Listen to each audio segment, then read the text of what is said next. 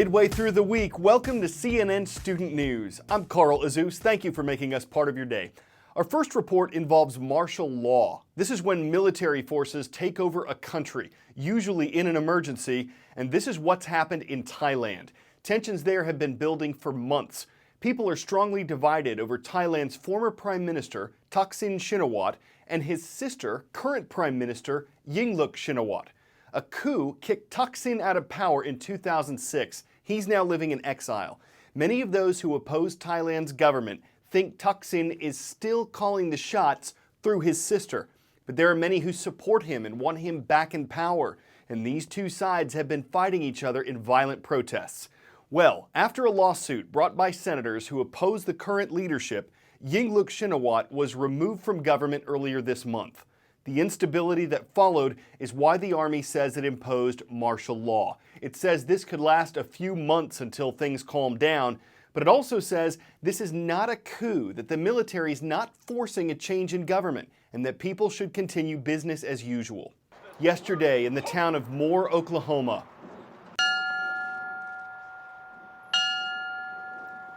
a bell, a prayer, a remembrance of 24 people killed by a tornado 1 year ago. It was an EF5, the most powerful classification of twister. It was a mile wide in some places, and it left a 17-mile-long gash in the landscape. There were scenes of unbelievable destruction, block after block where only foundations were visible. City officials had to make new street signs so rescuers knew where they were going. 353 people were injured. A school, a medical center, businesses were lost. But for those who've chosen to stay, ground has been broken and rebuilding has begun. Today is the public opening of the 9/11 Memorial Museum in New York. It centers on remembering a dark chapter in American history and honoring the ways Americans overcame it. But that's not the only thing that distinguishes it from some other museums. Unlike the Smithsonian, for instance, the 9/11 Memorial charges a fee for the general public to get in. And another source of its revenue, which is accepted at other museums, is controversial here. Praised for its beauty and dignity, there's growing criticism of high admission fees, $24 to get in, and the sale of souvenirs at the gift shop. I think it's a revenue-generating tourist attraction. Jim Riches shares the same sentiment shown in this New York Post headline titled, "Little Shop of Horror." On sale, items such as silk scarves with images of the Twin Towers, bracelets, and stuffed animals. Not the way Riches says his son Jimmy should be remembered, a firefighter killed on that day. Basically, making money off my son's dead body. I think that's disgusting. What we know is it's the right thing, that when visitors come here, they want to take a keepsake away. Joe Daniels is president and CEO of the September 11th Memorial and Museum. He has spent the last 8 years developing the site, which will cost an estimated $65 million per year to run. The museum receives no government funding and relies on donations, revenue from tickets, and money from that gift shop. Should you be extra sensitive about what you sell there? You know, the truth is, this is the United States of America, and the number one thing is, if you don't like what we're selling, don't buy it. The number one seller in our gift shop is a book called A Place of Remembrance, which talks about the building of the memorial. Do I expect to say that everything we've done here is absolutely 100% right? There's always bumps in the road. Lee Ielpi lost his son Jonathan, who was a firefighter here. And while not perfect, Ielpi says the 9/11 Memorial Museum is like the USS Arizona Memorial in Pearl Harbor, or the Oklahoma City National Memorial and Museum, which are also located at sacred sites and have gift shops. Somebody has to pay for these things, regardless how powerful it is. For Ielpi, the feeling he has for his son when he sees his name at the reflecting pool far outweighs any controversy. It's reflecting absence. It's as if their souls are falling into the water. A fitting tribute for Jonathan? For all of them, yes, absolutely. Jason Carroll, CNN, New York. Time for the shout out. What was the occupation of the person who designed the current American flag? You know what to do. Was it seamstress, Marine, student, or senator? You've got 3 seconds. Go.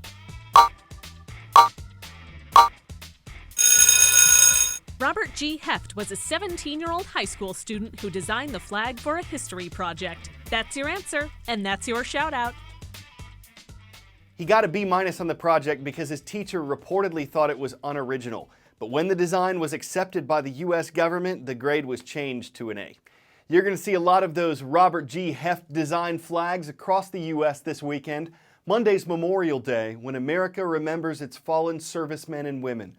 Whether you know anyone who served in the U.S. military, chances are you've seen troops portrayed in movies. It's part of a long-standing partnership between Hollywood and the armed forces.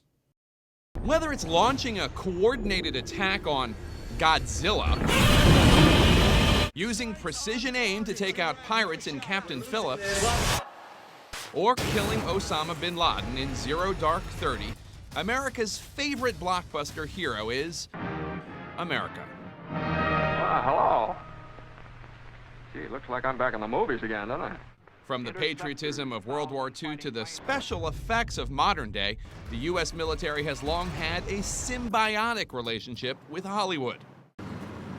In many of these films, the Pentagon offers its expertise, equipment, and locations in exchange for some oversight as to its big screen portrayal.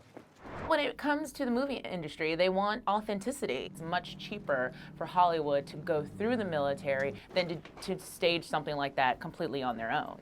By glamorizing the armed forces in this theater, the Department of Defense hopes to bolster its ranks in the military theater while boosting morale for those already enlisted. It's about portraying the military in a positive light, spit shining their image. If we talk about retention, it's making people in the military feel proud of what they do, and it's almost like, a campaign video. The practice of using the military for film cameos is not without its critics, such as former Navy SEAL Harry Humphreys. It's gotten out of hand. There's entirely too much being discussed about a community that lives on the fact that it's a group of folks that thrive on a concept called silent pride.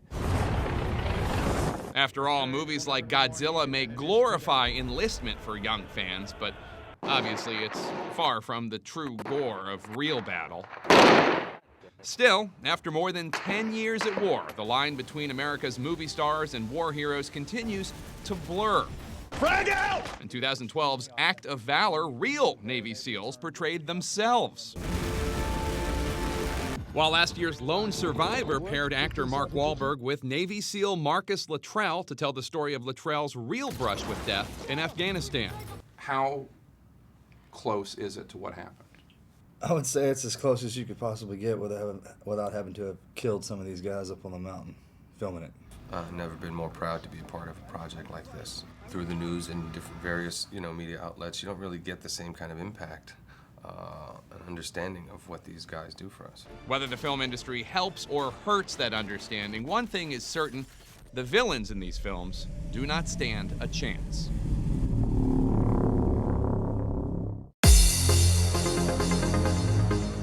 We're taking roll from around the globe today. It's Worldwide Wednesday on CNN Student News. In New Brunswick, Canada, great to see all the students at Bath Middle School watching.